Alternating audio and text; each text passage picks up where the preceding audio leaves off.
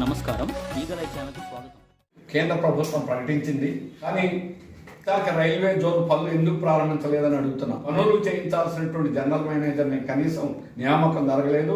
గత 5 ఏళ్ల నుంచి కూడా మోడీ స్వయంగా వచ్చి విశాఖలో ప్రకటించినా కూడా రైల్వే జోన్లు ఎందుకు ప్రారంభం కావడం లేదని అడుగుతున్నాం. రైల్వే జోన్ పనులు వెంటనే ప్రారంభించాలి. దీనివల్ల లేనందువల్ల విశాఖ స్టీల్ ప్లాంట్కి రైల్వే రేఖలు కావాలంటే భువనేశ్వర్ వెళ్లాల్సిన పరిస్థితి అనేటువంటిది ఏర్పడింది. ఇక్కడ నగరంలో నడిబొడ్డులో మనకి 25 ఎకరాల పైగా స్థలాలు ఉన్నాయి. నివేదికలో కూడా ఇక్కడే కడతామని చెప్పేసి మొదట నుంచి ఓఎస్టీ కూడా చెప్పడం అనేటువంటి జరిగింది.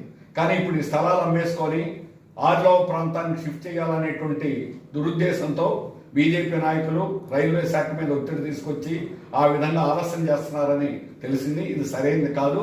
ఈ పద్ధతిని విరమించుకోవాలి. రైల్వే జోన్ పనులు వెంటనే విశాఖ నడిబొడ్డులో రైల్వే స్థలాల్లో ప్రారంభించాలని సిపిఎం పార్టీ తరఫున డిమాండ్ చేస్తున్నాం.